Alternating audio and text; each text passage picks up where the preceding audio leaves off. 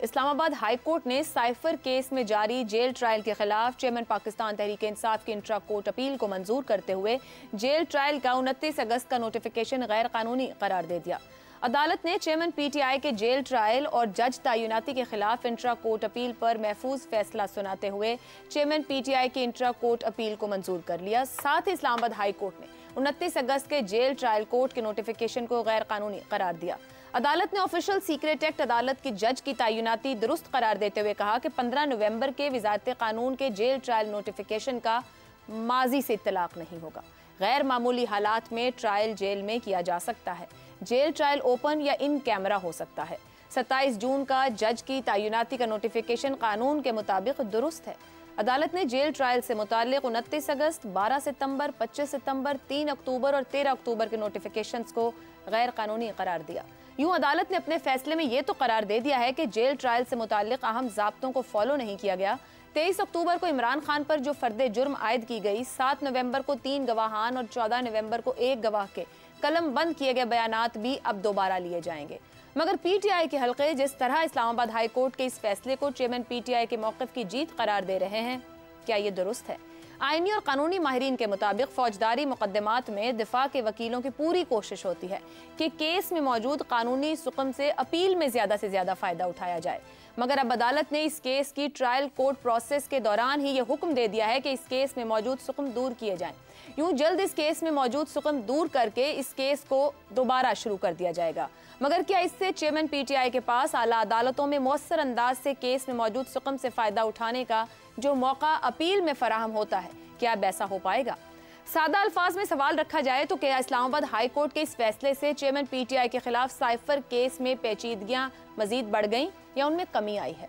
दूसरी तरफ आज सुप्रीम कोर्ट के जस्टिस तारिक मसूद की सरबराही में जस्टिस याहिया आफरीदी और जस्टिस आयशा मलिक पर मुश्तमिल 3 रुकनी बेंच ने चेयरमैन पीटीआई के साइफर केस में दरखास्त जमानत पर समाअत की, जहां इमरान खान की तरफ से वकील सलमान सफदर पेश हुए और उन्होंने FIR अदालत में पढ़कर सुनाई। अदालत ने साइफर केस में रियासत और वजारत दाखिला को नोटिस जारी करते हुए समाअत गैर मुअय्यना मुद्दत के लिए मुलतवी कर दी है।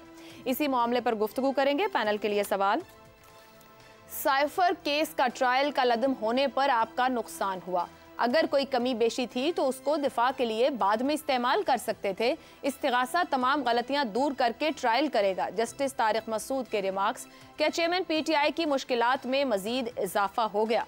जैगम साहब, देखिए, अगर ये केस इन्हीं कमज़ोरियों के साथ, टेक्निकल वीकनेसेस जो हैं उनके साथ चलता रहता, तो जस्टिस साहब ने बिल्कुल ठीक कहा है, फिर किस केस की फाउंडेशन, बुनियाद ही बहुत मजबूत होती। केस को इंसाफ के जो बुनियादी तकाजे हैं उस पर ये किस केस को नहीं चलाया गया। तो अपील में तो उनको बेतहाशा फ़ायदा होना था, ज़मानत में भी उनको फ़ायदा होना था, लेकिन उन्होंने ये बेहतर समझा कि इसको वो चैलेंज करें और वो कामयाब हुए, जो बहुत अच्छी बात है, क्योंकि इंसाफ न सिर्फ होना चाहिए, इंसाफ होते हुए नज़र आना चाहिए। और अदालतों का यही काम है, आला अदालतों का यही काम है कि वो देखें कि ट्रायल कोर्ट में क्या इंसाफ ठीक तरीके से हो रहा है और होता हुआ नज़र भी आ रहा है। मेरे ख्याल में बहुत ही ये अच्छा फ़ैसला है। अब मुस्लिम लीग जो पीटीआई है वो किस फ़ायदे पर नज़र रखे हुए थी? मेरे ख्याल में एक तो सियासी फ़ायदा जो वो देख रहे थे कि अगर ये ओपन केस होगा तो हर रोज़ ख़बरें बनेगी, उसका इनको सियासी फ़ायदा होगा। दूसरा, वो ये सोच रहे थे कि अगर इसका फ़ैसला जल्दी हो गया, इलेक्शन से पहले हो गया, इलेक्शन से पहले इमरान खान को सज़ा हो गई, तो फिर इलेक्शन में पीटीआई को उसका नुकसान हो सकता है। तो अगर केस को किसी ना किसी तरीके से आगे को धकेला जाए और इस केस का फ़ैसला इलेक्शन के बाद में हो, तो इसका मतलब होगा कि इलेक्शन के दिन तक इमरान खान बड़ी सज़ा में, किसी सज़ा में, इस तरीके से केस में, बड़े केस में सज़ा याफ्ता नहीं होंगे।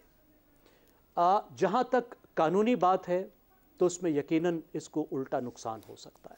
अब ये केस बहुत सख्त है, क्योंकि ये केस कुछ बहुत ही अहम गवाहियों पर खड़ा है। इस केस में सेक्रेटरी खारजा सुहेल महमूद भी हैं, इसमें इमरान खान के दोस्त और प्रिंसिपल सेक्रेटरी आज़म खान भी हैं, इसमें इमरान खान साहब के अपने बयानात भी हैं, इसमें इतनी एविडेंस मौजूद है कि अगर इन गवाहों के साथ उसको प्रोसिक्यूशन लेकर जाएगी तो मेरे ख्याल में इमरान खान का इस केस में बचना बहुत मुश्किल नज़र आता है। ठीक हो गया। अब सार साहब, इस्तिगासा अब कानूनी सुकम दूर करेगा, फिर ट्रायल दोबारा से इस पर आगे बढ़ेगा। इस फैसले पर पीटीआई की अपील कमजोर रह जाएगी, यानी तकनीकी कमजोरियों के साथ चलता तो बुनियाद कमजोर रहती जिसका फायदा मिल सकता था। पीटीआई के वकील इतने मोटे कानूनी नुक्ते को समझने में क्या नाकाम रहे? नहीं, मेरा नहीं ख्याल नाकाम रहे। वकीलों को हर मीन मेख का पता होता है और वकील ही ये नुक्ते निकाल के लाते हैं। मैं और आपने तो ये नुक्ता नहीं निकाला था पहले। हम भी यही शुरू में जब फैसला आया तो उस वक्त तो सब यही समझ रहे थे कि बड़ा अच्छा फैसला आया। अब आके पता चल रहा है कि इसका मतलब तो काम खराब हो गया। और आज तो जाहिर है सुप्रीम कोर्ट के मुअज़्ज़ज़ जज ने जब ये कह दिया है कि पहली दफ़ा देखा है कि वकील अपने खिलाफ ही फैसला ले रहे हैं और ख़ुद ही चाह रहे हैं कि उनका केस मुश्किल हो जाए, ये भी उन्होंने कहा है। तो ये तो है यहाँ तक बात। दूसरी बात, असल बात ये है कि खान साहब ने अपने आप को ओवर एस्टिमेट किया और उन्होंने अपनी जो सियासी बसारत जिसे कहना चाहिए, पॉलिटिकल अक्यूमेंट जो थी, वो ही लैक्स दैट। और अब उन्होंने जो उनके सपोर्टर्स है ना एस्टेब्लिशमेंट में, वो समझते हैं खान साहब ने उनको धोखा दिया है। अब जब आपने किसी को धोखा दिया और धोखा उनको दिया जो आपको लेके आए, तो मेरा ख्याल है कि खान साहब इतने भी अब प्यारे नहीं रहे इस उम्र में कि उनके लिए सारा कुछ लुटा दिया जाए। तो अब खान साहब ने जो कुछ किया है और जितना अपने आप को ओवर एस्टिमेट किया है और वो ये समझ के आए कि वो 10 साल रहेंगे और जो मर्जी वो कर लें, या जो स्टोरीज आ रही हैं अभी और आएंगी, अनबिलीवेबल स्टोरीज आएंगी, वो इस सेंस वो इस वजह से थी सिर्फ कि हमने 10 साल रहना है और 10 साल बाद किसी को क्या याद रहेगा हमने क्या क्या किया और किस किस तरह किया। फिर साथ उसके ये जो उन्होंने फिर जब नो कॉन्फिडेंस मोशन आई, उसमें जिस डायरेक्शन में वो चले गए, उन्हें वो ओवर कॉन्फिडेंट थे। उनका ख्याल था कि मुझे अंदर से बहुत सपोर्ट है। वो जो अंदर से सपोर्ट के ऊपर साइफर लहरा दिया, उनको मुझे निकाल दिया, कुछ कर ले, मैं ही वाहिद ऑप्शन हूँ। बस ये चीज़ उन्हें ले डूबी। अब सारे हालात, हवा उनके खिलाफ चल रही है। इसके खिलाफ वो अपने आप को अकेला कैसे इसमें से निकालेंगे, ये मैं नहीं जानता, ये अल्लाह जानता है और कोई नहीं जानता। शहजाद साहब, साइफर केस का फैसला मुमकिना तौर पर 2023 में ही आने का वाज़ेह इम्कान है। 8 फरवरी से पहले अगर ये फैसला आता है, चेयरमैन पीटीआई की मुस्तकबिल की सियासत में आखिरी कील साबित होगा, या आप समझते हैं कि कोई इतना मुश्किल मामला नहीं है उनके लिए? देखिए, चेयरमैन पीटीआई तो मुश्किल में हैं और हाथ पैर मार रहे हैं, जिस किस्म के भी पॉसिबल हाथ पैर मारे जा सकते हैं। उनके वकला ने, जिसके अंदर अब ख्वाजा हारिस और सलमान अकरम शामिल हैं, अब उन्होंने उनको एक छोटी सी रिलीफ तो लेके दी है उनकी नज़र के अंदर के, और उससे मुकदमे को तूल मिलने के चांसेस बढ़ जाते हैं। लेकिन क्या वो तूल इतना होगा कि वो 8 फरवरी से बियॉन्ड चला जाएगा, ये ज़ाहिर है कि एक ओपन इशू है। दूसरी बात, जिन्होंने उनको आउट रखना है वो किसी शक्ल में, किसी सूरत में उनको आउट रख लेंगे, चाहे वो जुडिशल प्रोसेस के थ्रू ही आएगा, ज़ाहिर है जुडिशल प्रोसेस के थ्रू आएगा। तो जितना तेज़ी से मुकदमे चलाने हैं वो चलते रहेंगे, लेकिन उनको एक मुहिम सी उम्मीद ज़रूर उठी होगी कि शायद जो कुछ हुआ पिछले 1.5 माह में उसको हम कैंसिल करने के बाद एक शुरुआत दोबारा नई शुरू करेंगे। लेकिन एक बात, ये जो सेलिब्रेशन है मेरी नज़र में बेजा है।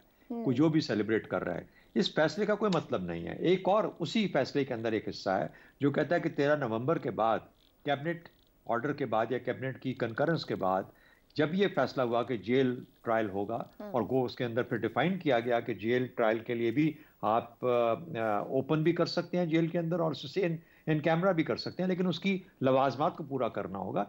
तो थोड़ा सा ज़रा डिफाइन ज़्यादा कर दिया, तो वो तो मामला तो वैसे ही चलते रहेंगे। हाँ, थोड़ा सा लंबा हो जाएगा प्रोसेस के अंदर।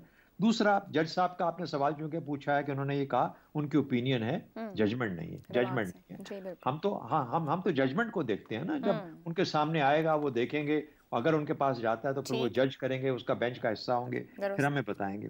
तो मेरा ख्याल है कि ये वो चीज़ें हैं जो कि डिसाइड करेंगी कि इमरान खान साहब का क्या मुस्तकबिल बनता है। फिलहाल तो मखदूश है और उसके अंदर बहुत सारी वजूहात गिनी जा सकती हैं। जो उनको रगड़ना चाहते हैं वो उनकी पूरी तारीख बयान करेंगे, और जो उम्मीद के ऊपर सेलिब्रेशन कर रहे हैं, मेरा ख्याल है कुछ जल्दी सेलिब्रेशन कर रहे हैं।